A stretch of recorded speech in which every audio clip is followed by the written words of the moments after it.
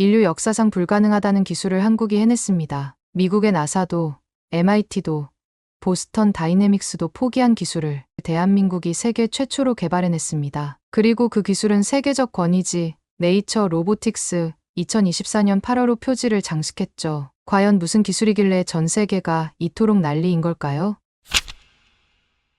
안녕하세요. 저는 미국 실리콘밸리 뉴얼테치 CEO 미란다 밀스라고 합니다. 실리콘밸리의 라이징 스타, 인공지능 여신, 휠체어 혁명가, 얼마 전까지 언론이 저를 수식했던 화려한 단어들이 지금은 마치 남의 이야기처럼 낯설게 느껴지네요. 특히 그날 제 인생의 가장 어두운 날의 악몽 같은 순간들이 아직도 선명하게 기억에 남아있답니다. MIT 로보틱스 컨퍼런스의 메인 무대 2,000석 규모의 웅장한 컨벤션 홀은 전 세계에서 모인 AI 전문가들과 투자자들로 발 디딜 틈 없이 가득 찼었죠. 최전열에는 구글의 레리 페이지, 테슬라의 자율주행 부문 수석 부사장 앤더슨 쿠퍼까지 실리콘밸리의 거물들이 자리했던 것이 기억나네요. 그들의 날카로운 시선 속에서도 제 자신감도 하늘을 찌를 듯했거든요. 그도 그럴 것이 불과 32살의 나이로 40억 달러의 기업 가치를 인정받은 여성 CEO라는 타이틀이 얼마나 자랑스러웠는지 모른답니다. 포브스, 타임, 월스트리트 저널 같은 수많은 매체들이 앞다투어 저를 차세대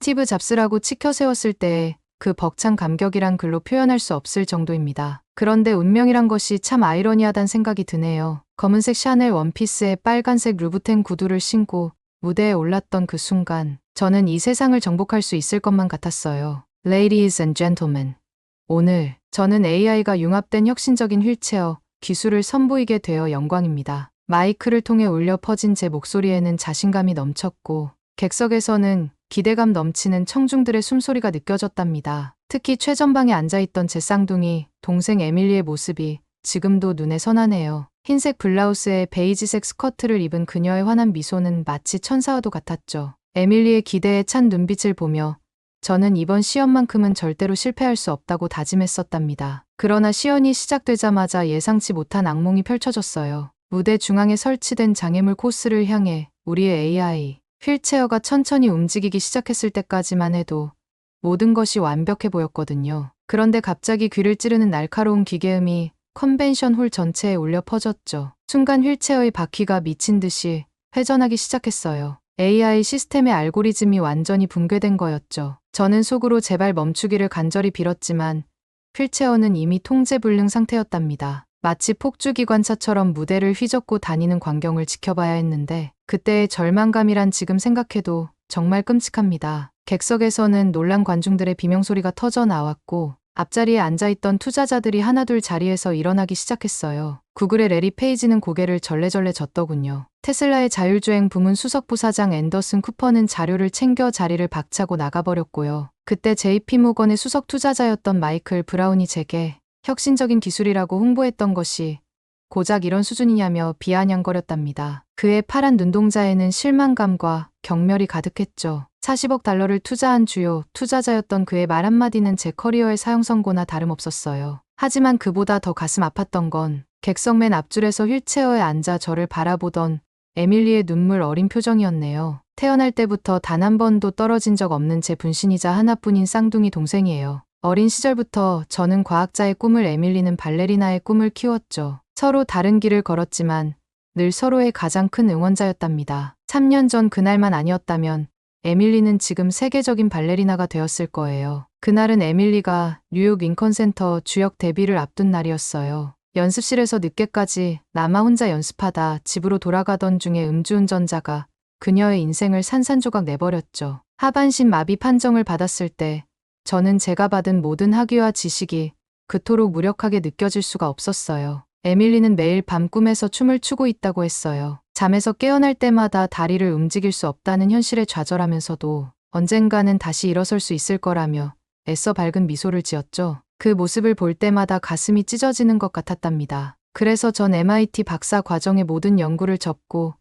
AI 기반 휠체어 개발에 몰두했어요. 에밀리를 다시 일으켜 세울 수 있다는 믿음 하나로 밤낮 없이 연구실에서 살다시피 했죠. 나사에서조차 포기했던 기술이었지만 저에겐 반드시 성공해야만 하는 명확한 이유가 있었거든요. 그래서 이번 시험만큼은 정말 에밀리에게 희망을 보여주고 싶었어요. 하지만 제가 실패자라는 걸 증명해버리고 말았네요. 에밀리의 눈가에 맺힌 투명한 눈물방울을 보는 순간 제 심장이 산산조각 나는 것 같았어요. 마치 거대한 빙하가 바닷속으로 무너져 내리는 것처럼 그동안 쌓아온 모든 것들이 순식간에 무너져 내리는 기분이었달까요. 더구나 에밀리는 여전히 제게 미안하다고 속삭였어요. 자기 때문에 내가 이런 고생을 한다며 그 말이 제 가슴을 더욱 아프게 했답니다. 동생의 희망이 되어주겠다던 약속을 지키지 못한 제가 얼마나 한심하게 느껴졌는지 모르겠네요. 떨리는 목소리로 시연 중단을 알렸지만 이미 홀은 반쯤 비어 있었어요. 남아있는 사람들의 실망스러운 한숨 소리와 수군거림만이 무대를 채웠죠. 다음 날 아침 월스트리트 저널의 일면을 장식한 기사를 보고 제 손이 덜덜 떨렸답니다. 여성 CEO의 무모한 도전. 결국 실패로 끝나다라는 제목과 함께 실패? 순간의 굴욕적인 사진이 전면을 차지했거든요. 기자들은 여성 CEO의 한계를 지적하며 신랄하게 비판했고 심지어 제가 투자금을 낭비했다는 악의적인 추측까지 실었더군요. 오전에 열린 긴급 이사회는 더욱 참혹했어요. 14층 회의실의 차가운 조명 아래 12명의 이사진이 마치 재판관처럼 저를 내려다보았죠. 캐서린 블랙 이사회 의장은 평소의 부드러운 미소 대신 차갑게 식은 표정으로 저를 쳐다봤어요. 더 이상의 실험은 없습니다. 당신의 시대는 끝났어요. 그녀의 말 한마디 한마디가 마치 날카로운 얼음 조각처럼 제 가슴을 파고들었답니다. 이사회가 끝나고 사무실로 돌아와 보니 책상 위에는 이미 사직서가 준비되어 있었어요. 40억 달러의 기업 가치가 하루 만에 절반 이하로 폭락했다는 뉴스 알림이 끊임없이 울렸어요. 그때 에밀리에게서 한 통의 메시지를 받았답니다. 동생은 아시아권에서 다른 해결책을 찾아보는 게 어떻겠냐고 조심스레 제안했어요. 최근 유튜브에서 본 영상에서 아시아가 실버케어 로봇 분야의 세계 최고 수준이라는 내용을 봤다면서요. 에밀리의 말을 듣고 저는 잠시 멍하니 컴퓨터 화면을 바라봤어요. 그러다 문득 지난달 로봇 저널에서 읽었던 기사가 떠올랐죠. 아시아에서 가장 주목받는 로봇 전시회가 다음 주 서울 코엑스에서 열린다는 내용이었거든요. 처음에는 그저 스쳐 지나갔던 정보였는데 이제는 마치 구원의 손길처럼 느껴졌답니다. 사실 아시아 시장은 제가 한 번도 진지하게 고려해보지 않았던 곳이에요. 실리콘밸리의 오만함 때문이었을까요?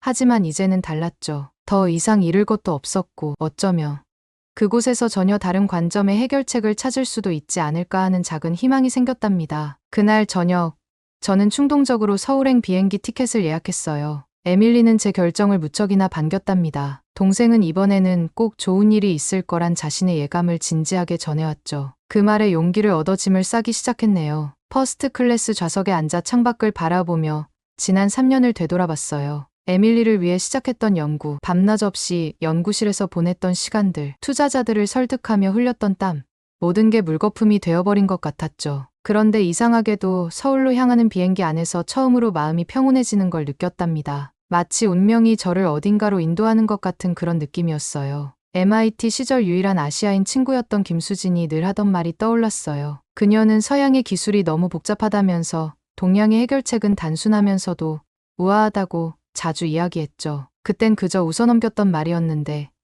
이제야 그 의미를 진지하게 생각해보게 되더군요. 그렇게 서울에 도착한 첫날 저는 완전히 지친 상태였답니다. 12시간의 비행 동안 잠도 제대로 못 잤고 시차도 적응되지 않은 상태였거든요. 하지만 호텔에 누워있자니 실패한 순간들이 자꾸 떠올라서 그냥 밖으로 나오고 말았어요. 마침 호텔이 코엑스와 연결되어 있어서 무심코 발걸음을 옮기다 보니 로봇쇼 전시장 앞에 서 있더군요. 그렇지만 입구에서는 잠시 망설여지더군요. 실리콘밸리의 스타에서 하루아침에 실패한 CEO가 된 제가 과연 이런 자리에 있어도 되는 걸까 하는 생각이 들었거든요. 예전에 미란다 밀스였다면 당당하게 VIP 패스를 걸고 전시장을 활보했겠지만 이제는 그저 평범한 방문객으로 입장권을 끊어야 했죠. 그래도 에밀리를 생각하면서 용기를 냈답니다. 어쩌면 그 애를 위한 새로운 아이디어를 발견할 수도 있지 않을까 하는 작은 희망을 가지고요. 전시장은 예상외로 활기가 넘쳤고 특히 눈에 띄는 건 관람객들의 수준 높은 질문들이었죠. 실리콘밸리에서는 보기 힘든 진지한 토론이 곳곳에서 이뤄지고 있었거든요. 무기력하게 전시물들을 구경하던 중이었어요. 그때였습니다. 갑자기 전시장 한편에서 놀란 탄성 소리가 들려왔어요. 우와, 이게 말이 되나? 믿을 수 없어. 처음엔 무심히 지나치려 했는데 사람들의 반응이 심상치 않더군요. 호기심에 이끌려 인파를 비집고 들어가 보니 그곳에서 한국기계연구원의 박진우 박사가 무언가를 시연하고 있었어요. 사람들 사이로 겨우 앞자리를 차지하고 보니 무대 위에는 평범해 보이는 휠체어 한 대가 놓여 있었어요. 그런데 그 순간 제 눈을 의심할 수밖에 없는 광경이 펼쳐지기 시작했답니다. 박진우 박사가 담담하게 설명하는 모핑유이라는 단어가 제 귓가에 울렸을 때 저는 이미 그 자리에 완전히 매료되어 있었죠. 지금 생각해보면 그 순간이 제 인생의 터닝포인트였던 것 같아요. 실패한 CEO로서 그저 시간을 때우기 위해 들른 전시장에서 제가 그토록 찾아 헤매던 해답을 발견하게 될 줄은 꿈에도 몰랐으니까요. 특히나 그곳에서 만나게 될 한 사람을 통해 제 인생이 완전히 바뀌게 될 거라는 건 더더욱 상상도 못했답니다. 처음에는 그저 평범한 휠체어 시연인 줄 알았어요. 보스턴 다이내믹스의 로봇 휠체어, 일본 아토네 파워 어시스트 시스템, 중국 DJI의 자율주행 휠체어까지 이미 수많은 시연을 봐왔기에 또 하나의 유사한 기술이겠거니 생각했답니다. 하지만 그 생각은 채 3초도 가지 못했어요. 제 눈앞에서 펼쳐진 광경은 그야말로 물리학의 법칙을 거스르는 듯했거든요. 18cm 높이의 계단이 무대 위에 설치되어 있었어요. 저는 설치된 계단을 보고 순간 제자리에서 얼어붙어 경악할 수밖에 없었습니다. 나사도 포기했고 보스턴 다이내믹스가 수년간 도전했지만 결국 실패한 그 높이였기 때문이었죠. 일본의 소프트뱅크는 인공지능으로 중국의 화웨이는 엄청난 모터 파워로 해결하려 했지만 모두 실패했던 바로 그 계단이었어요. 그런데 휠체어가 움직이기 시작했고 순간 제 심장이 멈춘 것만 같았어요. 휠체어의 바퀴가 마치 살아있는 생명체처럼 형태를 바꾸더니 계단을 마치 평지처럼 미끄러지듯 올라가는 게 아니겠어요? 우린 뉴얼테치가 3년간 수천만 달러를 들여 개발한 AI, 알고리즘으로도 해결하지 못했던 문제를 이렇게 간단히 저도 모르게 손으로 입을 가리며 숨을 들이켰답니다. 더구나 자갈길, 모래사장, 가파른 경사로까지 일본이 10년간 연구해도 풀지 못한 과제들을 이 휠체어는 마치 발레리나의 우아한 동작처럼 부드럽게 통과해 나갔어요. 그 순간 머릿속이 하얘지는 것 같았어요. 실리콘밸리가 AI로, 일본이 정밀기계로, 중국이 무작정한 투자로 해결하려 했던 문제를 한국은 완전히 다른 관점으로 접근한 거였죠. 마치 수년간 복잡한 미로를 헤매다가 갑자기 누군가가 벽을 걷어내고 고든 길을 보여준 것 같은 기분이었달까요? 그런데 충격은 이게 끝이 아니었습니다. 더욱 충격적인 건 배터리 효율이었어요. 우리 제품의 3배, 일본 아톰 제품의 4배, 심지어 중국 제품의 5배. 게다가 부품 수는 오히려 절반 이하라는 거예요. 실리콘밸리식의 복잡한 AI 연산도 일본식의 정교한 모터 제어도 중국식의 과잉 엔지니어링도 필요 없었던 거죠. 자연의 원리를 모방한 단순하면서도 우아한 해결책, 그것이 바로 한국식 접근법이었답니다. 옆에 있던 엔지니어가 건넨 물컵을 마시면서 에밀리의 얼굴이 떠올랐어요. 전 세계 어디에서도 보지 못한 이 혁신적인 휠체어라면 그 애가 다시 발레리나의 꿈을 꿀 수 있지 않을까. 그런 생각을 하자 눈시울이 뜨거워지더군요. 그리고 그때 무대 옆에서 모든 상황을 차분히 지켜보고 있던 한 젊은 연구원과 눈이 마주쳤답니다. 나중에 알게 된 사실이지만 이도현이라는 한국 연구원, 그는 제가 상상했던 전형적인 아시아 엔지니어와는 완전히 달랐어요. 180cm가 훌쩍 넘는 훤칠한 키에 완벽한 비율, 서구적인 이목구비를 가졌으면서도 동양적인 지성미가 묻어나는 그런 사람이었답니다. 특히 인상적이었던 건 그가 관객들의 반응 하나하나를 놓치지 않고 관찰하는 진지한 태도였어요. 마치 발표자인 박진우 박사의 그림자처럼 무대 위의 모든 상황을 완벽하게 컨트롤하고 있다는 느낌이 들더군요. 우연히 그와 눈이 마주쳤을 때 그는 자신감 넘치는 미소를 지어 보였어요. 그 순간 왠지 모를 설렘이 느껴졌답니다. 하지만 그 설렘도 잠시 갑자기 제 옆에서 수상한 셔터음이 들렸어요. 휙 고개를 돌려보니 전형적인 일본 셀러리맨 스타일의 남성이 은밀하게 카메라를 들이대고 있더군요. 키는 겨우 165cm 정도, 다소 왜소한 체구의 앞이마가 훤한 중년의 일본인이었어요. 순간 그의 얼굴을 알아보고 제 손에 힘이 들어갔답니다. 소프트뱅크의 타나카 부사장으로 작년 도쿄 로봇 엑스포에서 제가 발표할 때 가장 앞자리에서 날카로운 질문을 던졌던 바로 그 사람이었어요. 당시 그는 큰 소리로 AI 기반 휠체어의 한계를 지적했었는데 지금은 마치 도둑처럼 몰래 사진을 찍고 있다니 옆에서 보고 있는 제가 봐도 불쾌한 기분이 들더군요. 특히나 이 극명한 대비가 더욱 인상적이었어요. 한쪽에는 당당하고 자신감 넘치는 한국의 젊은 연구원이,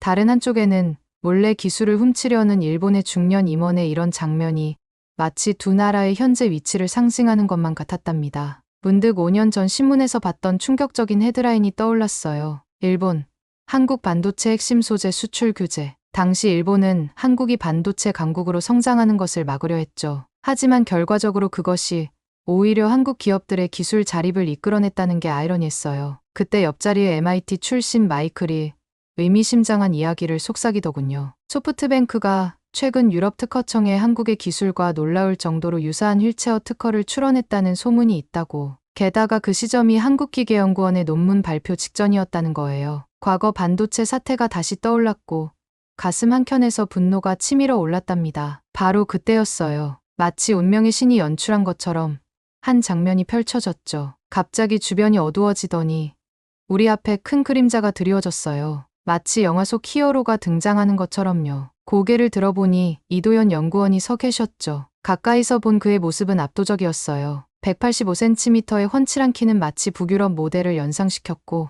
단단한 체격과 반듯한 이목구비는 한국 드라마에 나올 법한 배우 같았죠. 검은색 디자이너 수트를 완벽하게 소화하고 있었는데 그 모습이 왜소한 타나카의 구식 정장 차림과 너무나 대조적이었어요. 특히 인상적이었던 건 두 사람의 대비였답니다. 타나카는 마치 학생처럼 고개를 한참 들어야 겨우 이도현의 눈을 마주할 수 있었죠. 타나카의 앞이마에는 식은땀이 맺히기 시작했고 그의 손에 들린 카메라는 마치 죄책감을 나타내듯 미세하게 떨리고 있었어요. 그 순간 전 시장의 공기마저 긴장감으로 가득 찼답니다. 마치 과거 일본의 기술 패권과 새롭게 떠오르는 한국의 기술력이 정면으로 마주한 것 같은 그런 역사적인 순간이었던 것 같아요. 그리고 이 장면을 지켜보며 저는 확신할 수 있었죠. 이제 더 이상 한국은 일본을 쫓아가는 나라가 아니라 오히려 일본이 따라오려 안간힘을 쓰는 기술 강국이 되었다는 것을. 주변의 반응도 인상적이었어요. 독일 기업의 관계자가 옆 사람에게 속삭이더군요. 저 한국 연구원은 MIT 박사 과정도 제안받았지만 한국의 기술 발전을 위해 국내에 남기로 했다고. 또 다른 쪽에서는 그가 이미 세계적 학술지에 여러 논문을 게재했다는 이야기가 들려왔어요. 이도현 연구원은 부드럽지만 단호한 목소리로 타나카의 불법 촬영을 지적했어요. 그의 우아한 영어 발음과 예의 바른 태도는 마치 영국 신사를 연상시켰답니다. 반면 타나카는 당황한 듯 어눌한 발음으로 변명을 늘어놓았죠. 그 모습이 마치 옛날 일본 영화에서 보던 전형적인 일본 샐러리맨 같았어요. 더 놀라웠던 건 이도현 연구원의 대응이었답니다. 그는 이미 국제 특허를 출원했다는 사실을 언급하며 오히려 정식 기술 협력을 제안하더군요. 그 당당함과 자신감 넘치는 모습에서 이제는 더 이상 기술 후발주자가 아닌 세계를 선도하는 대한민국의 위상을 느낄 수 있었어요. 그 모습을 지켜보며 문득 깨달았답니다. 과거 일본의 기술을 따라가기 바빴던 한국이 이제는 오히려 일본이 따라오지 못할 만큼 앞서가고 있다는 거려. 게다가 젊은 세대들은 더 이상 서구나 일본을 맹목적으로 동경하지 않는 자부심 넘치는 모습이었죠. 특히 이도현 연구원의 모습 중에 기술 설명을 하는 이도현 연구원의 눈빛이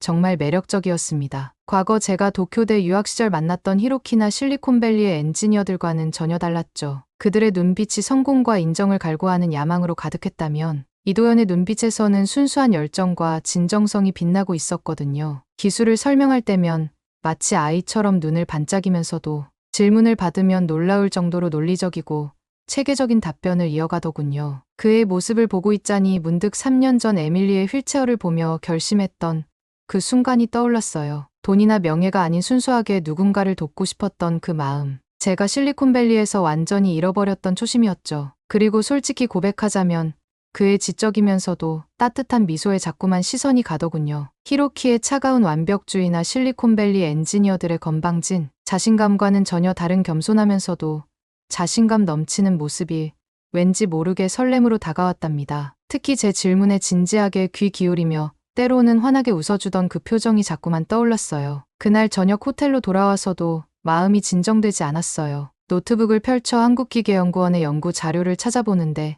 밤이 깊어가는 줄도 몰랐죠. 연구 내용에 빠져들수록 가슴은 더 뛰었습니다. 마치 오랫동안 찾아 헤매던 퍼즐의 마지막 조각을 발견한 것 같은 기분이었달까요? 그동안 저희가 얼마나 잘못된 방향으로 가고 있었는지 깨달았어요. 우리는 AI라는 복잡한 기술로 문제를 해결하려 했지만 답은 의외로 단순했던 거죠. 자연의 원리를 모방한 우아한 해결책은 마치 에밀리의 발레 동작처럼 아름답고 완벽한 움직임이었어요. 저는 밤새 잠을 이루지 못하고 머릿속에서는 끊임없이 새로운 아이디어가 떠올랐고 가슴 한켠에서는 설렘이 가시질 않았어요. 이런 감정은 처음이었던 것 같아요. 기술적 영감과 개인적인 설렘이 묘하게 뒤섞인 감정이었달까요? 결국 날이 밝기도 전에 저는 한국기계연구원 방문을 결심하게 되었습니다. 방문 신청 이메일을 보내면서도 제 손이 떨리는 걸 느꼈답니다. 이게 단순히 기술적 호기심 때문이었는지 아니면 다시 만나게 될 누군가에 대한 기대감 때문이었는지는 그때 저도 정확히 알 수 없었네요. 그저 이 선택이 제 인생의 터닝포인트가 될 거란 걸 온몸의 세포가 말해주고 있는 것만 같았어요. 다음 날 아침,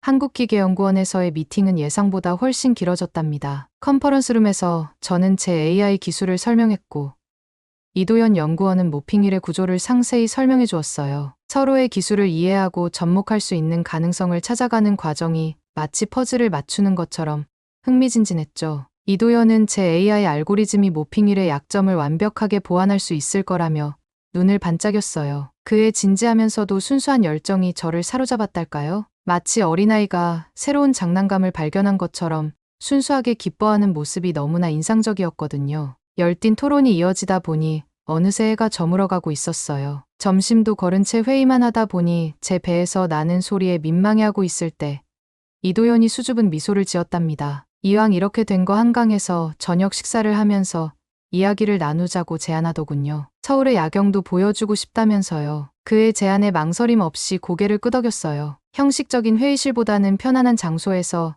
이야기를 나누고 싶다는 생각이 들었거든요. 게다가 솔직히 말하자면 그와 좀 더 많은 이야기를 나누고 싶은 마음도 있었답니다. 실리콘밸리의 차가운 회의실에서는 결코 느낄 수 없었던 따뜻함이 그에게서 느껴졌으니까요. 한강공원에 도착했을 때는 이미 해가 저물기 시작하고 있었어요. 서울의 화려한 야경이 한강에 반사되어 마치 별들이 강물 위에서 춤추는 것 같았죠. 이도현은 한국의 야경은 세계 어디에도 뒤지지 않는다며 자부심 가득한 목소리로 설명을 이어갔답니다. 돗자리를 펴고 앉아 이도현이 주문한 치킨과 맥주를 기다리는 동안 우리는 자연스럽게 연구 이야기를 넘어 개인적인 이야기로 넘어갔어요. 그는 할머니가 휠체어를 타시게 된 후 시골 농로에서 겪으시는 어려움을 보며 이 연구를 시작하게 되었다고 털어놓더군요. 그 순간 저는 제 마음속 깊이 숨겨두었던 에밀리 이야기를 자연스럽게 꺼내게 되었답니다. 밤하늘의 별들이 반짝이는 한강을 배경으로 우리는 서로의 진심을 나누었어요. 실리콘밸리에서는 느낄 수 없었던 순수한 열정과 진정성이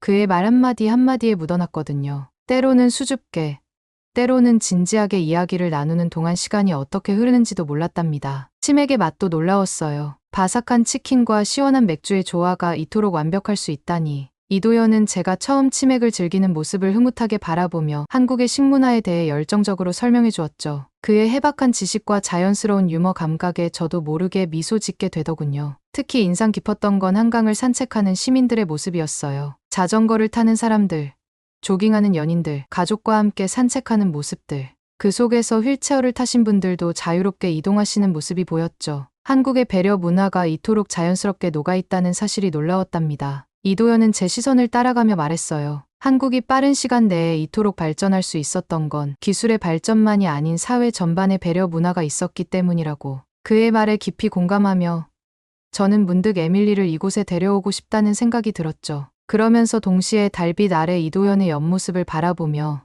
제 마음속에서 뭔가가 달라지고 있다는 것도 느낄 수 있었습니다. 히로키와는 전혀 다른 더 깊고 진실된 무언가가 시작되고 있다는 걸 말이죠. 그때였습니다. 그때 갑자기 하늘에서 빗방울이 떨어지기 시작했어요. 처음엔 부슬부슬 내리던 비가 순식간에 거센 소나기로 바뀌었죠. 우산도 준비하지 못한 채 당황하고 있을 때 이도현이 재빨리 자신의 재킷을 벗어 제 어깨에 둘러주었답니다. 그의 체온이 남아있는 재킷이 제 어깨를 감싸자 갑자기 심장이 빠르게 뛰기 시작했어요. 이도현의 따스한 배려에 얼굴이 붉어지는 것을 느끼며 작게 감사 인사를 건넸죠. 그때 빗물에 젖은 그의 하얀 셔츠가 반투명하게 변하면서 드러난 건장한 체격이 눈에 들어왔는데 순간 시선을 피하며 얼굴이 더욱 뜨거워지는 걸 느꼈답니다. 하지만 그 달콤한 순간도 잠시 저는 이어지는 비명소리에 깜짝 놀라고 말았습니다. 갑자기 위쪽 산책로에서 날카로운 비명이 들려왔어요. 심장이 덜컥 내려앉는 순간이었죠. 고개를 돌려보니 한 여학생이 전동 휠체어를 타고 있었는데 빗물에 젖은 경사로에서 휠체어가 천천히 미끄러지기 시작하고 있었어요. 마치 슬로우 모션처럼 모든 것이 천천히 움직이는 것 같았죠. 일반 전동 휠체어로는 이런 상황을 제어하기 어렵다는 걸 직감적으로 알 수 있었어요. 모핑휠이었다면 하는 생각이 스치는 순간 이도현과 제가 동시에 달려나갔죠. 빗줄기를 가르며 달리는 동안 이도현의 다급한 발소리가 제 뒤에서 들려왔어요. 하지만 운명이 장난을 치듯 미끄러운 경사로 때문에 제가 먼저 중심을 잃고 말았어요. 그 순간 뒤에서 달려오던 이도현의 강인한 팔이 제 허리를 감싸 안았죠. 그의 단단한 가슴에 기대어 미끄러지는 순간 이상하게도 전혀 무섭지 않았어요. 오히려 안도감이 느껴졌달까요? 히로키였다면 분명 달랐을 거예요. 그는 항상 자신의 안전을 먼저 걱정했으니까요. 하지만 이도현은 달랐어요. 자신이 넘어질 수도 있는 위험한 상황에서도 저를 지키는 것을 먼저 생각했죠. 그의 품에 안긴 채로 미끄러지는 동안 빗물에 젖은 그의 셔츠 너머로 전해지는 심장 소리가 제 심장 소리와 묘하게 겹쳐지는 걸 느낄 수 있었답니다. 과거 도쿄에서의 쓴 기억이 순식간에 지워지는 것 같았어요. 이도현의 따뜻한 품 안에서 저는 처음으로 진정한 신사의 모습을 발견했거든요. 그리고 그 순간 제 마음속 어딘가가 조금씩 무너지고 있다는 걸 느낄 수 있었답니다. 하지만 더욱 놀라웠던 건 그 다음 순간이었어요. 고개를 들어 우리가 달려가서 구하려고 했던 그 소녀의 휠체어 주변을 보고 저는 경악할 수밖에 없었습니다. 마치 오케스트라의 악기들이 하나둘 어우러지듯 주변의 시민들이 자연스럽게 움직이기 시작했거든요. 검은 우산을 든 20대 후반의 청년이 가장 먼저 달려왔는데 자신은 비를 맞으면서도 휠체어에 탄 여학생을 먼저 보호하더군요. 그의 셔츠가 순식간에 흠뻑 젖었지만 전혀 개의치 않는 모습이었죠. 그 뒤로 마치 약속이라도 한 듯 시민들의 도움이 이어졌어요. 퇴근길로 보이는 40대 회사원 두 분이 재빨리 휠체어 양옆을 잡아 안정시켰고 조깅하던 30대 주부는 즉시 119에 전화를 걸어 정확한 위치를 설명하기 시작했답니다. 근처 자전거 대여소에서 일하시는 것 같은 아저씨는 전동 휠체어의 상태를 꼼꼼히 점검하면서 배터리와 브레이크 시스템을 확인하더군요. 특히 인상 깊었던 건 어린 초등학생이 자신의 작은 우산을 들고 와서 여학생의 전동 휠체어 조종 장치를 가려주려 했던 모습이에요. 그 순수한 마음씨에 저도 모르게 코끝이 찡해졌죠. 심지어 근처 편의점 직원은 따뜻한 음료수를 들고 달려오기까지 했답니다. 그 광경을 지켜보며 제 눈시울이 뜨거워졌어요. 실리콘밸리에서 비슷한 상황이 발생했던 때가 떠올랐거든요. 그때는 모두가 휴대폰으로 영상을 찍기에 바빴고 몇몇은 SNS에 올릴 사진을 찍느라 정작 도움은 주지 않았죠. 개인주의가 강한 미국에서는 누군가의 어려움을 외면하는 게 오히려 자연스러운 일이었으니까요. 하지만 한국은 달랐습니다. 그 누구도 휴대폰을 꺼내들지 않았고 사진을 찍거나 SNS에 올리려 하지 않았죠. 그저 순수하게 도움이 필요한 이웃을 돕고 있을 뿐이었답니다. 나이와 성별, 직업도 다른 이들이 마치 오랫동안 함께 연습해온 것처럼 완벽한 팀워크를 보여주는 모습이 너무나 감동적이었어요. 그 순간 에밀리가 떠올랐어요. 만약 그 애가 이곳에 있었다면, 이런 따뜻한 배려를 경험했다면, 그런 생각을 하자 눈물이 차올랐죠. 제 옆에 선이도연도 같은 생각을 하고 있었던 걸까요? 그의 눈빛에서 자부심과 감동이 동시에 묻어나는 것을 볼 수 있었답니다. 이것이 바로 진정한 선진국의 모습이 아닐까. 그런 생각이 들었어요. GDP나 기술력만이 아닌 시민들의 성숙한 시민의식과 따뜻한 배려심이야말로 진정한 선진국의 척도라는 걸 깨달은 순간이었답니다. 그 순간 저는 이도현과 눈이 마주쳤어요. 빗물에 젖은 그의 까만 눈동자에는 자부심과 감동이 가득했습니다. 말로 표현하진 않았지만 그의 눈빛이 모든 것을 말해주고 있었죠. 이것이 우리나라입니다. 이런 게 바로 한국의 진짜 모습입니다. 그 순간 머릿속에서 퍼즐 조각이 맞춰지는 것 같았어요. 왜 한국이 이토록 빠르게 성장할 수 있었는지, 어떻게 이런 혁신적인 기술들이 계속해서 나올 수 있었는지, 모든 것이 선명해지는 순간이었죠. 기술의 발전은 단순히 연구실의 천재성이나 거대한 투자금에서 나오는 게 아니었어요. 이렇게 서로를 배려하고 돕는 문화, 그리고 그 속에서 자연스럽게 피어나는 혁신 정신. 바로 이것이 한국의 진정한 저력이었던 거죠. 빗방울이 여전히 쏟아지는 가운데 이도현이 제게 몸을 살짝 기울이며 말을 건넸어요. 근처에 좋은 카페가 있다면서 따뜻한 차라도 한잔하자고. 빗물에 젖은 그의 앞머리가 이마에 달라붙어 있었는데 그걸 무심코 넘기는 모습이 왠지 모르게 멋져 보이더군요. 흠뻑 젖은 셔츠 아래로 드러난 건장한 체격과 걱정스레 저를 바라보는 다정한 눈빛이 어우러져 마치 로맨스 영화의 한 장면 같았답니다. 그의 다정한 목소리에 저도 모르게 미소가 지어졌어요. 이상하게도 몸은 차가운 빗물에 젖어 있는데 마음 한켠이 따뜻하게 데워지는 것 같았죠. 히로키와 있을 때는 전혀 느끼지 못했던 감정이었어요. 이도현의 배려 깊은 모습과 진중한 성품, 그리고 무엇보다 그의 순수한 열정이 제 마음을 조금씩 녹여내고 있었나 봐요. 그렇게 우리는 빗속을 걸어 카페로 향했습니다. 그의 재킷이 여전히 제 어깨를 감싸고 있었고 은은한 그의 채취가 빗물 냄새와 섞여 묘한 설렘을 자아냈죠. 이렇게 우리의 특별한 밤은 계속되었답니다. 그리고 저는 직감적으로 알 수 있었어요. 이날의 만남이 제 인생을 완전히 바꿔놓게 될 거라는 것을.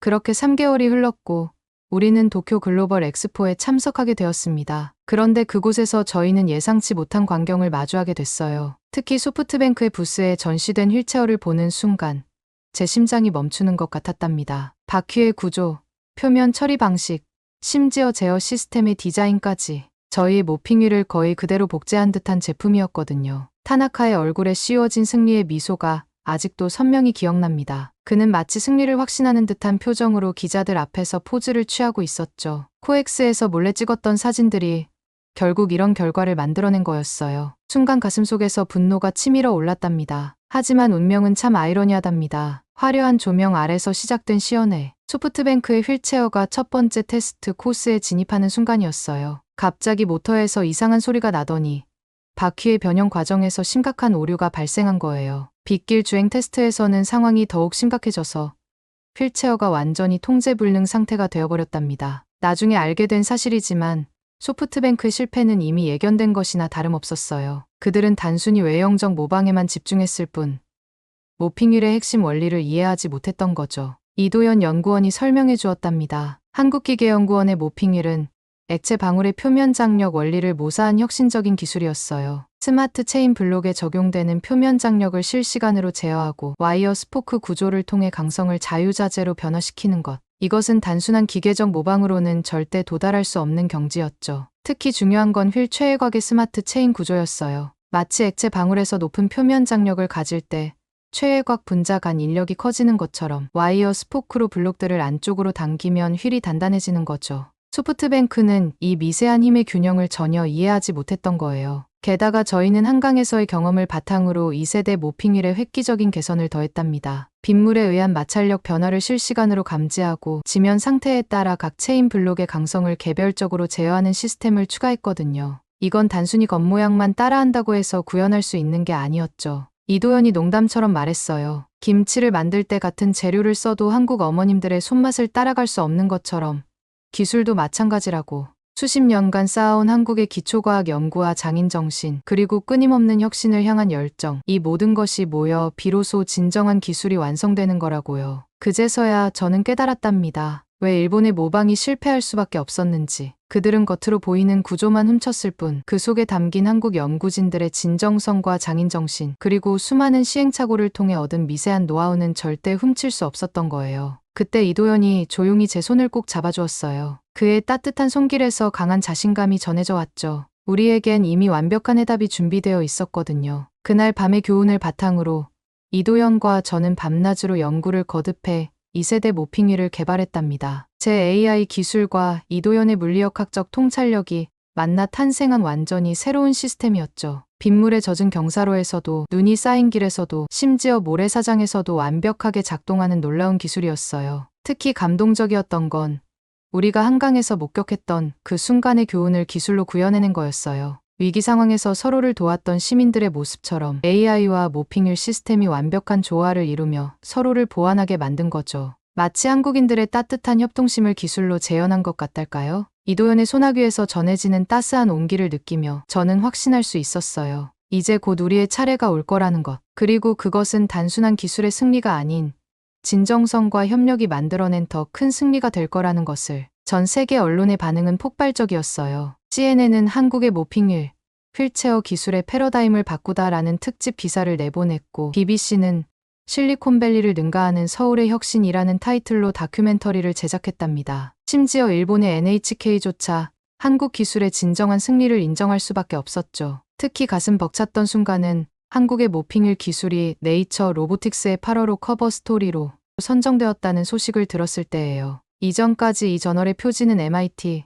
스탠포드, 도쿄대의 전유물이었거든요. 물리학의 우아함과 공학의 혁신이 만난 완벽한 결합이라는 극찬과 함께 최초로 한국의 기술이 표지를 장식하게 된 거죠. 그날 저녁, 이도현이 연구실에서 네이처 로보틱스 최신호를 들고 왔을 때의 모습이 아직도 선명해요. 표지에는 우리의 모핑휠이 빗속에서 완벽하게 작동하는 모습이 실려 있었죠. 그리고 그 아래에는 작은 글씨로 Revolutionizing Mobility Korean Innovation Leads the Way라는 문구가 적혀 있었습니다. 눈물이 날 것 같은 순간 이도현이 또 다른 소식을 전해주었어요. 에밀리를 위한 특별 제작 모핑휠의 설계가 완성되었다는 거였죠. 발레리나의 우아한 동작을 연상시키는 부드러운 곡선과 무용수의 섬세한 균형 감각을 반영한 맞춤형 디자인이었답니다. 곧 미국으로 첫 번째 시제품을 보낼 수 있을 거라고 하더군요. 그 말을 전해 들은 에밀리가 화상통화로 얼마나 기뻐했는지 모른답니다. 이제 그 애도 보스턴의 예술학교에서 새로운 꿈을 키워나가고 있어요. 비록 발레리나의 꿈은 접어야 했지만 모핑일과 함께라면 그녀만의 새로운 예술 세계를 열어갈 수 있을 거예요. 연구실 창밖으로 한강의 야경이 반짝이는 걸 바라보며 생각했어요. 이도연을 만난 건 정말 특별한 행운이었다고. 185cm의 훤치한 키에 완벽한 비율을 자랑하는 외모도 좋지만 그보다 더 매력적인 건 그의 지적 능력과 따뜻한 배려심이었죠. 이도연은 자신의 성과를 뽐내기보다는 늘 겸손하게 다른 사람을 먼저 생각했고 위기의 순간에도 자신보다 타인을 먼저 걱정했죠. 기술적 통찰력은 물론이고 그 진정성 있는 매너는 제 마음을 완전히 사로잡아 버렸답니다. 이제는 솔직히 인정할 수 있을 것 같아요. 제 마음이 조금씩, 아니 꽤 많이 그에게로 기울어져 가고 있다는 걸. 처음엔 단순한 동료애로 시작됐지만 이제는 더 깊은 감정으로 발전하고 있는 것 같네요. 실리콘밸리의 화려함도 MIT의 명성도 이 순간만큼은 빛바래 보였답니다. 제가 찾던 것은 단순한 기술의 혁신이 아닌 진정한 마음과 혁신이 만나는 지점. 그리고 그 중심에는 이도연이 있었네요. 앞으로 우리가 함께 만들어갈 미래가 정말 기대된답니다. 오늘 사연은 여기까지입니다. 어떻게 들으셨나요?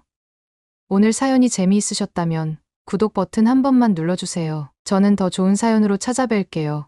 감동 도서관이었습니다. 감사합니다. 안녕하세요. 저는 터키에서 아니 튀르키예 이스탄불에서 통역사로 일하고 있는 아이셀이라고 합니다. 제가 통역을 하는 것은 한국어예요. 터키에 사는 제가 어떻게 한국어를 배우게 됐고 그것 때문에 최근에 일어난 놀라운 일을 들려드리고 싶어 이렇게 글을 쓰게 되었습니다. 모든 것은 어느 늦가을 저녁 3세가 되신 증조할아버지의 낡은 일기장으로부터 시작되었답니다. 이스탄불의 오래된 주택가 골목길 끝자락에 자리 잡은 증조할아버지의 집을 찾았을 때 평소와는 다른 분위기가 느껴졌어요. 평소보다 안색이 좋지 않으신 증조할아버지께서 창밖으로 떨어지는 낙엽들을 물끄러미 바라보시다가 문득 떨리는 목소리로 말씀을 꺼내셨죠. 아이셀 요즘 들어 자꾸만 한국에서 함께 싸웠던 전우들 생각이 나는 게 나도 이제 그 친구들을 만나러 갈 날이 얼마 안 남은 건가 싶다.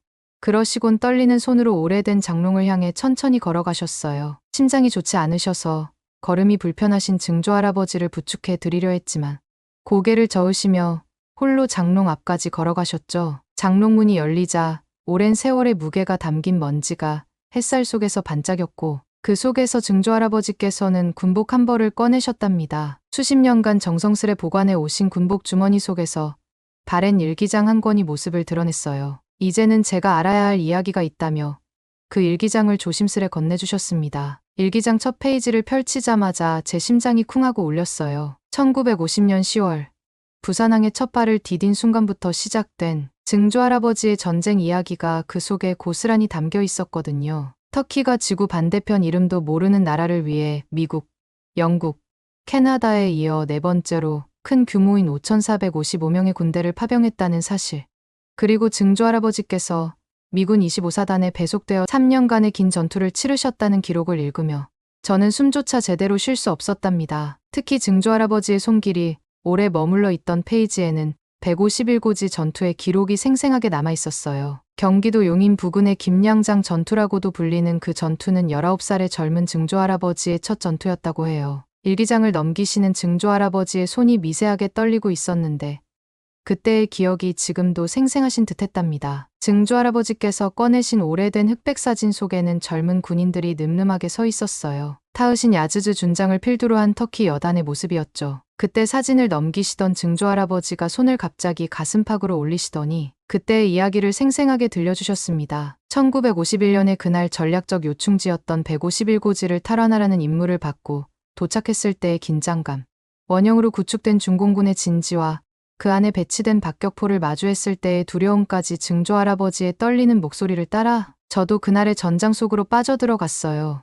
17시간이나 이어진 치열한 그 전투에서 증조할아버지와 600여 명의 터키 장병들은 M1 소총에 총검을 꽂은 채 알라우 아크바르를 외치며 고지를 향해 돌진했다고 해요. 그 순간의 이야기를 하실 때는 93세의 노인이 아닌 마치 19살 청년의 눈빛으로 되돌아가신 것 같았답니다. 하지만 승리의 순간에 찾아온 비극도 있었죠. 고지를 점령하는 과정에서 증조할아버지는 가슴팍에 적의 칼을 맞으셨고 그 상처는 70년이 지난 지금까지도 심장을 조금씩 약하게 만들고 있었어요. 그래서일까요? 최근 들어 증조할아버지께서는 더 자주 장롱을 여시고 전우들의 사진을 꺼내보시는 일이 잦아졌어요. 전우들이 하나둘 세상을 떠나고 이제는 본인이 마지막으로 남은 것 같다는 증조할아버지의 말씀에 저는 가슴이 미어지는 듯했어요. 다시 한번 가슴을 매만지시는 증조할아버지를 바라보며 저는 어린 시절부터 왜 그렇게 한국어에 매료되었는지 새삼 깨달을 수 있었답니다. 어린 시절부터 저는 증조할아버지께서 들려주시는 한국 이야기에 푹 빠져 있었답니다. 평범한 이스탄불의 여름 저녁이면 증조할아버지의 무릎에 기대 앉아 전쟁 중에도 서로를 위했던 한국 전우들의 이야기를 들으며 자랐거든요. 특히 한국 병사가 자신의 담요를 찢어 증조할아버지의 가슴 상처를 동염해 주었던 이야기. 말은 통하지 않아도 눈빛으로 서로를 이해했던 순간들. 그리고 전투가 끝난 후 함께 불렀다는 아리랑 가락은 제게 동화보다 더 아름다운 이야기였어요. 15살 되던 해 여름 증조할아버지께서 처음으로 한국어로 쓰인 편지 한 통을 보여주셨는데 그건 당시 증조할아버지의 생명을 구해준 한국 전우가 전쟁이 끝난 후 보내온 거였답니다. 편지 내용은 읽을 수 없었지만 그 한글 글자 하나하나에 담긴 둥글둥글한 모양이 마치 따스한 포옹 같아 보였어요. 그때부터였을까요?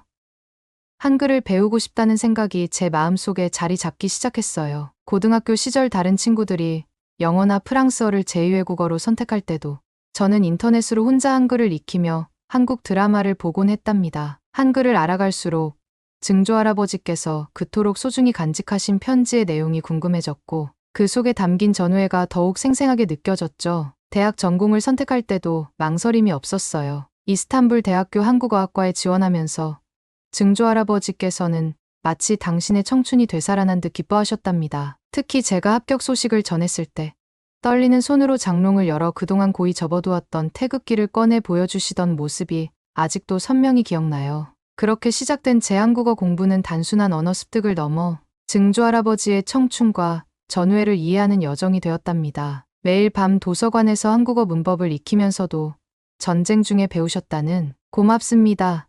힘내세요.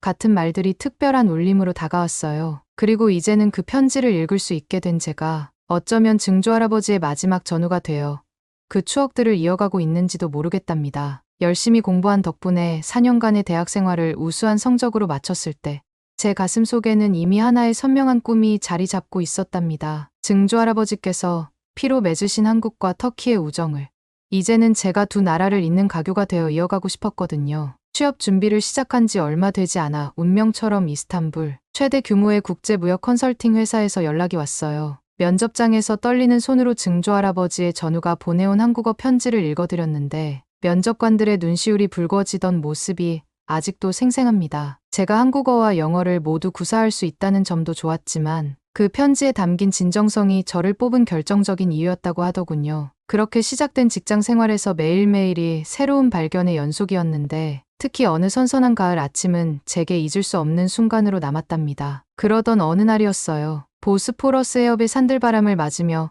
회사로 향하던 중 예상치 못한 광경과 마주쳤어요. 하얀 교복을 입은 터키 여학생들이 335 모여 로제와 브루노 마스의 아파트를 흥얼거리고 있었는데 아파트라고 흥얼거리며 웃는 그들의 웃음소리가 마치 음방울처럼 맑게 울리더군요. 한국어학과 출신이라 그 노래가 요새 유행한다는 것은 알고는 있었지만 이스탄불의 좁은 골목길에서 터키 학생들의 입을 통해 한국어 가사가 흘러나올 줄은 상상도 못했죠. 알고 보니 유튜브에서 발매 5일 만에 유튜브 조회수 1억 뷰를 넘었다는데 제 가슴 속에서도 뿌듯함이 울컥 솟구쳤답니다. 발걸음을 재촉하며 이 즐거운 소식을 회사에서 제일 먼저 저와 친한 직장 동료 린에게 들려주고 싶었어요. 사실 린과의 첫 만남은 그리 순탄치 않았답니다. 증조할아버지의 가슴에 상처를 남긴 중공군의 이미지가 자연스레 떠올랐기 때문이죠. 처음에 린을 보고는 괜히 마주치고 싶지 않아 인사도 잘 안 받고 이리저리 피해 다녔던 기억이 나요. 그렇지만 우리 회사가 한중터키 3국간 건설 프로젝트를 주로 다루다 보니 린과 자주 마주칠 수밖에 없었죠. 어쩔 수 없이 처음에는 최대한 업무적인 대화만 나누려 했지만 린은 제가 가진 편견을 완전히 깨는 사람인 것 같았습니다. 특히 제가 잊을 수 없는 건 SK건설의 찬학할래 대교 관련 회의 자료를 준비하던 때였어요. 제가 실수로 핵심 기술 스펙을 잘못 번역했는데 모두가 저를 질책하는 상황에서 린은 혼자 늦게까지 남아 저와 함께 자료를 검토해 주었죠. 번역 실수를 바로잡으며 따뜻한 말로 위로해 주었고, 다음 날 회의에서는 마치 자신의 실수인 것처럼 자연스럽게 책임을 나눠 주었답니다. 그 후로 저는 린에 대한 경계심을 풀게 되었어요. 점심시간마다 터키 커피를 마시며 서로의 문화와 역사를 이야기했는데, 린은 특히 한국의 문화와 기술 발전에 깊은 관심을 보였죠. 한국과 터키의 관계에 대해서도 진지하게 묻곤 했는데, 그때는 그저 순수한 호기심이라고만 생각했답니다. 한밤중까지 야근하며 프로젝트를 함께하고 주말이면 터키 전통찻집에서 서로의 문화를 이야기하며 시간을 보내다 보니 린은 어느새 제게 가장 가까운 친구가 되어 있었어요. 매일 아침 서로의 취향을 고려해 사온 커피를 나누고 점심시간이면 함께 터키 케밥을 먹으러 가는 것이 일상이 되었죠. 그렇게 서로를 이해하고 신뢰하게 되면서 증조할아버지로부터 물려받은 중국인에 대한 편견도 자연스레 흐려져 갔답니다. 그러던 어느 날 제가 가장 아끼는 친구 메를레를 만나러 가자고 린에게 제안했어요. 메를레는 제가 어린 시절부터 한 동네에서 자라며 자매처럼 지내온 소중한 친구인데, 지난 2월에 그 무시무시했던 지진으로 크게 다쳤거든요. 아직도 그날 새벽 메를레의 떨리는 목소리로 전해들은 지진 소식이 제 귓가에 생생합니다. 순간 제 손에서 휴대폰이 미끄러져 내렸고, 그녀의 가족이 사는 건물이 무너졌다는 말에 제 다리에서도 힘이 빠져나가 그대로 주저앉고 말았었죠. 다행히 한국 구조대의 도움으로 메를레의 가족은 모두 구조되었지만 그녀는 다리를 다쳐 아직도 재활치료를 받고 있었어요. 휠체어에 의지한 채 임시 거처에서 지내는 메를레를 찾아가는 길에 때마침 회사에서 만난 린의 멕시코인 친구 마리아도 동행을 자청했답니다. 지진 구호 봉사활동을 하고 있다는 마리아의 말에 저는 왠지 모를 따뜻함을 느낄 수 있었어요. 좁은 차 안에서 마리아는 구호 현장에서 목격한 이야기를 들려주었는데, 특히 한국 긴급구호대원들이 영하의 날씨에도 주황색 구조복을 입은 채 맨손으로 잔해를 파헤치며 생존자를 찾아내는 모습에 가슴이 뭉클했다고 하더군요. 그 이야기를 듣는 동안 린은 조용히 고개를 끄덕이며 핸들을 잡고 있었는데, 백미러에 비친 그녀의 눈빛이 왠지 복잡해 보였답니다. 차 안의 무거운 공기를 바꾸고 싶어 저는 린에게 중국의 구호 활동은 어떤지 물었더니 마치 기다렸다는 듯 린의 눈빛이 반짝 빛나더군요. 게다가 린은 중국의 구호 활동을 이야기하기 시작했는데, 특히 베이징에서 파견된 의료진들이 열악한 환경 속에서도 밤낮 없이 부상자들을 치료했던 일화를 생생하게 들려주었어요. 자부심 가득한 린의 표정을 보며 저도 모르게 미소 짓고 있을 때 마리아가 문득 예상치 못한 이야기를 꺼냈답니다. 2002년 한일 월드컵 이야기였는데, 마리아가 눈빛을 반짝이며 터키와 한국이 3, 4위전에서 만났을 때의 장면을 하나하나 묘사하더군요. 두 나라 선수들이 서로를 형제의 나라라고 부르며 감동적인 경기를 펼쳤던 순간들을 이야기하는 마리아의 목소리에서 진심 어린 감동이 느껴졌습니다. 그 순간 제 가슴속에서 할아버지의 목소리가 울리는 것 같았어요. 그렇게 차 안에서 자연스럽게 한국전쟁 이야기로 넘어갔는데, 제가 먼저 증조할아버지께서 터키군으로 참전하신 이야기를 꺼냈죠.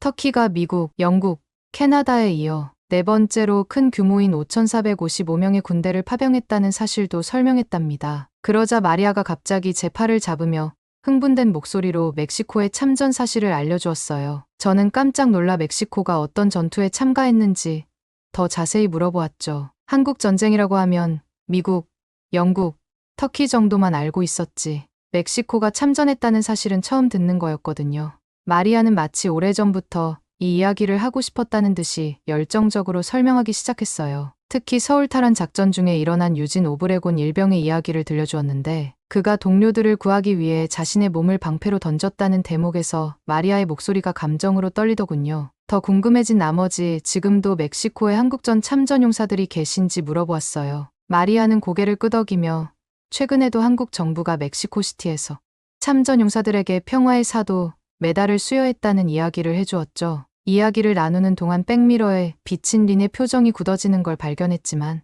저는 너무나 흥미진진한 이야기에 빠져 있었답니다. 특히 참전 용사들의 용맹함을 이야기하는 마리아의 목소리에서 깊은 자부심이 느껴졌어요. 그 모습을 보며 저는 문득 증조할아버지를 떠올렸죠. 서로 다른 나라에서 온 젊은이들이 한국의 자유를 위해 싸웠다는 사실이 마치 운명처럼 느껴졌답니다. 그러자 마리아는 또 다른 재미있는 이야기를 꺼냈습니다. 마리아는 눈빛이 더욱 반짝이더니 이번에는 2018년 독일 월드컵 이야기를 꺼냈어요. 그날의 기억이 생생한 듯 마리아는 마치 경기를 실시간으로 보는 것처럼 흥분된 목소리로 이야기를 들려주었죠. 멕시코가 스웨덴에게 0대3으로 완패했는데도 불구하고 한국이 독일을 상대로 2대0의 기적의 승리를 만들어내서 결과적으로 멕시코가 한국 덕분에 16강에 갈 수 있었다는 이야기였습니다. 그 순간 저는 속으로 피식 웃음이 났어요. 멕시코 사람들이 그때부터 한국을 형제의 나라라고 부르기 시작했다는 말에 문득 할아버지의 전쟁 이야기가 오버랩되었거든요. 전쟁터에서 피를 나눈 형제와 축구 경기 하나로 맺어진 인연을 같은 선상에 두는 게 조금은 부적절하게 느껴졌지만 그만큼 한국과 멕시코의 인연이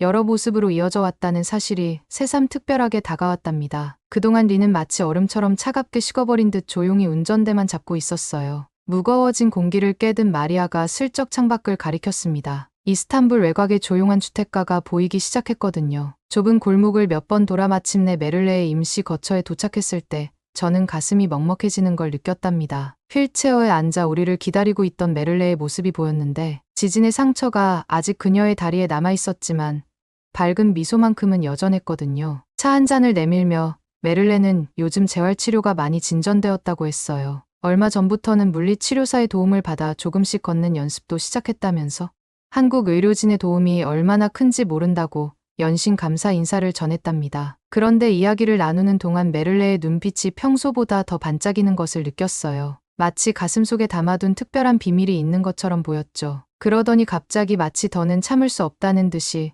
오늘 아침에 들은 놀라운 소식을 전해주기 시작했답니다. 그건 바로 한국도로공사의 나카스바삭세이르 도로 프로젝트 수주에 관한 이야기였죠. 메를레의 떨리는 목소리에서 이 프로젝트가 단순한 도로 건설이 아닌 터키의 새로운 희망이 될 것이라는 기대감이 고스란히 전해져 왔답니다. 저는 메를레의 말을 듣고 깜짝 놀랐어요. 특히 5,800억 원이라는 역대 최대 규모의 해외 투자 사업이라는 말에 저도 모르게 숨을 들이켰어요. 73년 전 증조할아버지께서 한국을 위해 피를 흘리셨던 것처럼 이제는 한국이 터키의 재건을 위해 힘을 보태러 왔다는 사실에 가슴이 뭉클해졌습니다. 마치 오래된 인연의 끈이 다시 한번 단단히 묶이는 것 같은 느낌이었죠. 지진 당시 한국 구조대에게 구조되었던 메를레는 그 후로 한국에 대한 각별한 애정을 갖게 되었다고 했죠. 한국 구조대원들의 헌신적인 모습을 직접 목격한 그녀에게 이번 프로젝트는 단순한 도로 건설, 그 이상의 의미를 가진다고 했답니다. 특히 이번 사업이 한국도로공사가 참여한 해외 투자 사업 중 역대 최대 규모라는 점을 강조하면서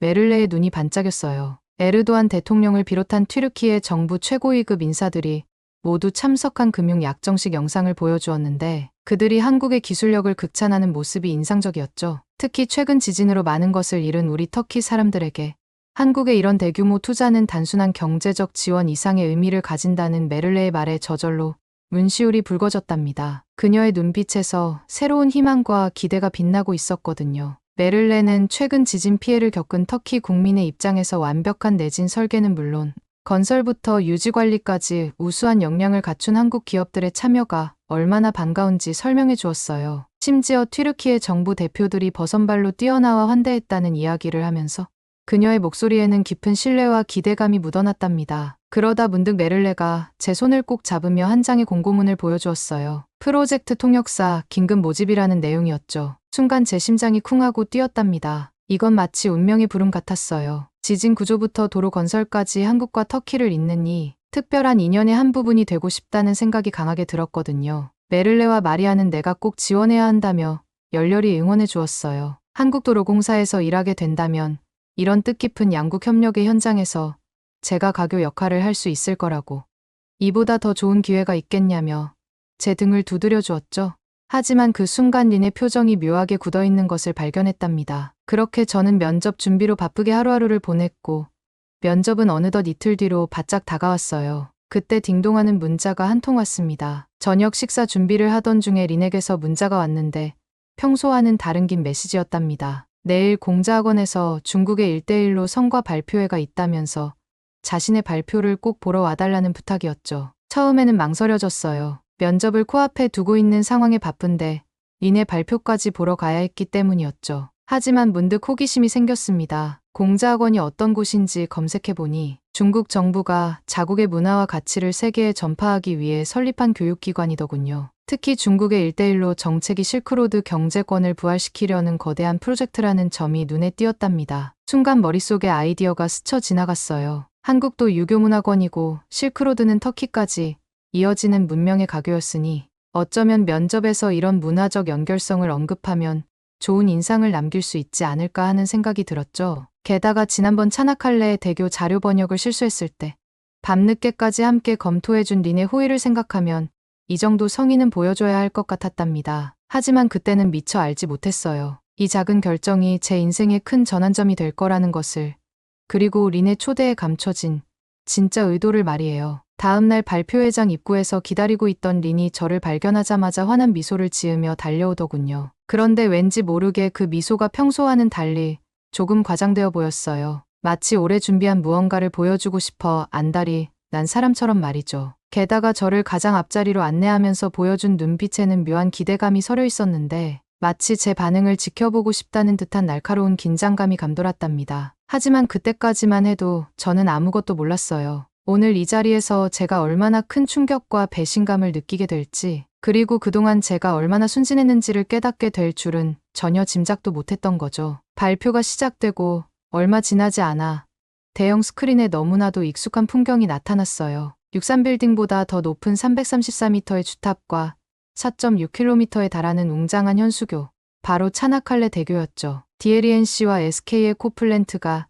2017년 터키 정부로부터 수주해 지난해 완공한 이 대교는 한국 건설의 자부심이자 터키와 한국의 우정을 상징하는 거대한 기념비나 다름없었답니다. 이 대교는 유럽과 아시아를 잇는 세계 최장 현수교로 주탑과 주탑 사이의 거리만 해도 2023m에 달해요. 그것도 예정보다 1년 7개월이나 앞당겨 완공했다는 게 더욱 놀라웠죠. 삼촌이 건설 현장에서 일하시면서 들려주셨는데 한국의 기술진들이 초고강도 케이블부터 초대형 앵커리지, 특수 제작한 비행기, 날개 모양 상판까지 첨단 공법을 적용했다고 해요. 특히 이 대교는 단순한 교량이 아니라 터키의 미래를 상징하는 희망이기도 했습니다. 2023년 터키 정부 수립 100주년을 기념하는 대형 프로젝트였거든요. 주탑 케이블에도 태극기와 터키 국기를 걸어두고 공사를 하고 했죠. 그래서 터키 국민들 사이에서는 세기의 달이라고 불린답니다. 그런데 그때였습니다. 저는 이어지는 발표자의 말을 듣고 전기에 감전되고 망치로 머리를 맞은 듯 충격으로 온 몸에 공포가 밀려 들어왔습니다. 발표자의 말이 이어질수록 제 귀에서는 이명이 울리기 시작했어요. 마치 폭탄이 터진 것처럼 주변의 모든 소리가 멀어지면서 머릿속이 하얗게 변해갔죠.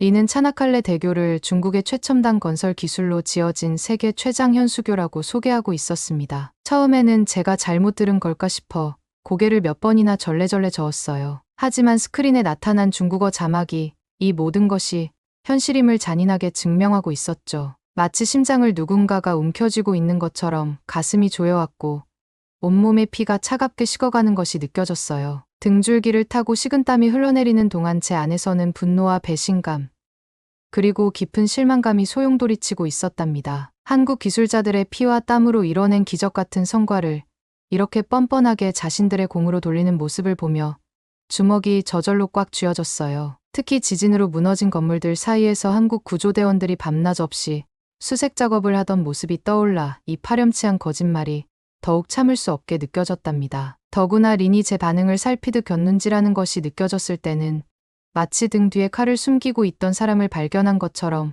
온몸에 소름이 돋았어요. 그동안 쌓아온 신뢰와 우정이 한순간에 허상이 되어 무너지는 것 같았죠. 지진 피해 복구가 한창인 이 시기에 한국 기술진들의 헌신과 노력을 이렇게 뻔뻔하게 왜곡하는 모습을 보니 배신감과 분노가 동시에 치밀어 올랐답니다. 가슴 한켠이 무너져 내리는 것 같은 고통 속에서 문득 삼촌의 격앙된 목소리가 제 머릿속을 울려 퍼졌어요. 우리가 어떻게 그 다리를 지었는지 알아?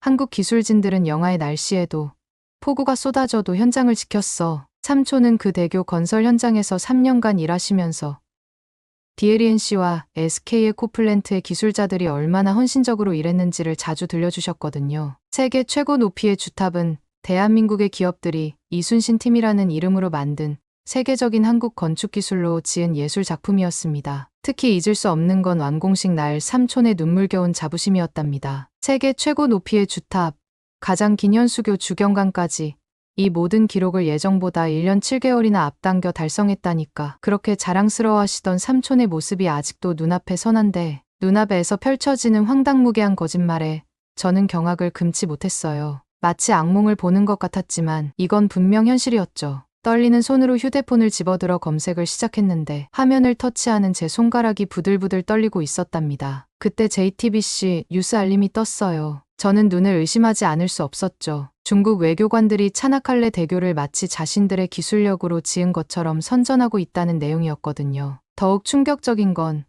이런 뻔뻔한 거짓말이 개인의 실수가 아닌 중국 대사관의 공식 트위터를 통해 대대적으로 홍보되고 있다는 사실이었습니다. 아직도 지진의 잔해 속에서 실종자를 찾고 있는 튀르키예 국민들의 모습이 떠올랐어요. 그들의 아픔은 아랑곳하지 않고 자신들과 전혀 관계없는 대교를 마치 중국의 기술력으로 지어진 것처럼 선전하는 모습에 치가 떨렸답니다. 이건 단순한 실수가 아닌 철저히 계산된 기만이었죠. 가슴 속에서부터 끓어오르는 분노와 절망감은 제가 태어나서 느껴본 적 없는 수준이었어요. 마치 누군가가 제 심장을 칼로 찌르는 것 같은 고통과 배신감이 온몸을 휘감았습니다. 그리고 그 순간 옆자리에 앉아있는 린을 바라보는 제 시선도 완전히 달라져 있었죠. 더구나 지진으로 수많은 터키 국민들이 고통받고 있는 이 시기에 마치 대교가 지진을 견뎌낸 것이 중국 기술력 덕분이라고 주장하는 모렴치한 행태에 특히 분노했고 제 얼굴이 화끈거렸습니다. 인터넷에 나온 외국의 반응들도 저와 같이 분노하고 황당해하는 것이 대부분이었습니다. 전 세계 네티즌들의 분노가 댓글로 쏟아졌는데 재난의 순간을 자국 선전에 이용하다니 잔인하다. 거짓 정보를 퍼뜨리는 걸 당장 멈춰라는 격앙된 반응이 이어졌답니다. 심지어 어떤 터키 기술자는 우리는 한국 기술자들과 함께 피와 땀으로 이 다리를 지었다며 분노를 표출하기도 했어요. 중국인들의 뻔뻔함은 말기 정신병 환자보다 더 심하고 중국인은 전 세계 사람들을 한순간에 분노하게 만드는 놀라운 능력이 있음을 그때 깨달았습니다. 순간 제 손이 떨리기 시작했고 옆자리에 앉아있는 린을 바라보는 제 시선도 차갑게 식어갔습니다. 지진 피해 현장에서 만났을 때 그토록 진심 어린 위로를 건넸던 그녀가 어떻게 이런 비인도적인 거짓 선전에 동참할 수 있었는지 도저히 이해할 수 없었거든요. 발표가 끝나고 청중들이 하나 둘 자리를 뜨기 시작할 때였어요. 린이 승리자의 미소를 지으며 제게 다가와 발표가 어땠냐고 물었는데 그 순간 제 안에서 무언가가 끓어오르는 것을 느꼈답니다. 그동안 참았던 분노가 차가운 말이 되어 흘러나왔죠. 제 입에서는 이 대교가 한국 기술로 지어졌다는 사실과 지진으로 고통받는 사람들 앞에서 이런 허위 선전을 하는 것이 잘못되었다는 말이 터져 나왔어요. 린이 달라진 줄 알았다는 말도 덧붙였는데 제 목소리가 떨리고 있었지만 더 이상 감정을 숨기고 싶지 않았답니다. 그러자 린의 표정이 순식간에 딱딱하게 굳어지더니 지금까지의 친근한 미소는 온데간데 없이 사라져버렸습니다. 마치 가면을 벗어던진 것처럼 차갑고 날카로운 눈빛으로 저를 쏘아보았죠. 린은 기술은 공유되는 것이며 중국이 없었다면 이 프로젝트가 불가능했다고 말했어요. 자신이 얼마나 많은 도움을 줬는지 상기시키는 린의 말 한마디 한마디가 비수가 되어 제 가슴을 파고들었답니다. 그제야 깨달았죠. 그동안 제가 받았던 친절은 모두 계산된 것이었다는 거요. 린의 차가운 말이 꽂히는 순간 지난 몇 개월간의 기억이 주마등처럼 스쳐 지나갔어요. 메를레의 무너진 집을 향해 가던 날 들려준 중국의 구호활동 이야기. 차나칼레 대교 관련 자료를 검토하며 한국 기술에 대해 캐물었던 수많은 질문들. 그리고 오늘 아침까지도 친근하게 건넨 미소까지 모든 것이 계산된 연기였다는 사실에 제 심장이 무너져 내렸답니다. 저는 린에게 그동안의 친분이 모두 거짓이었는지 심지어 지진 피해자들의 아픔까지 이용한 것이냐고 따져 물었어요. 주변의 시선은 아랑곳하지 않았죠. 그런데 린의 대답은 더욱 충격적이었습니다. 이건 단순한 비즈니스이며 제가 너무 감정적으로 반응한다는 거였어요. 그 순간 휴대폰에서 공자학원 관련 뉴스 알림이 울렸는데 그 내용이 저를 더욱 얼어붙게 만들었답니다. FBI가 공자학원을 중국 공산당의 첩보 활동 거점으로 지목했다는 것. 미국에서는 이미 95%가 퇴출되었다는 사실.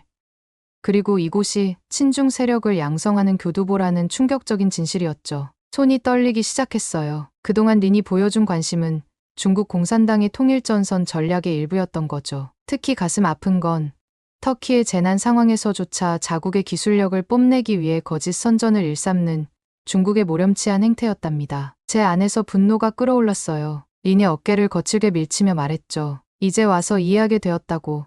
할아버지가 왜 그토록 중국을 경계하라 하셨는지를. 70년 전 중공군의 총칼이 지금은 문화와 기술이라는 이름으로 바뀌었을 뿐 본질은 하나도 변하지 않았다고요. 린은 여전히 차가운 미소를 지으며 이해하지 못하겠다는 듯 고개를 저었지만 더 이상 그녀의 연기는 저를 속일 수 없었어요. 그 순간 저는 깨달았습니다. 제가 알게 된 이 끔찍한 진실을 다른 이들에게도 알려야 한다는 것을요. 더 이상 순진한 통역사로 남아있을 수 없었답니다. 결국 저는 자리를 박차고 일어났어요. 뒤에서 린이 뭐라고 외치는 소리가 들렸지만 이제는 그저 공허한 메아리처럼 들릴 뿐이었죠. 발걸음을 재촉하며 할아버지의 일기장에 적힌 구절이 떠올랐어요. 적의 총칼보다 더 무서운 건 달콤한 거짓말이다. 이제야 그 말씀의 진정한 의미를 이해하게 되었답니다. 한국도로공사 면접을 준비하며 느끼는 제 마음가짐도 완전히 달라졌어요. 이제 저는 단순한 통역사가 아닌 한국과 터키의 진정한 우정을 지켜내고 중국의 기만적인 전략을 폭로해야 할 증인이 된 것 같답니다. 메를레와 수많은 터키 국민들의 아픔을 정치적으로 이용한 것에 대한 분노가 오히려 저를 더 강하게 만들어 주었거든요. 평생 잊지 못할 중공군과의 전투를 겪으신 할아버지께서 왜 그토록 중국을 경계하라고 하셨는지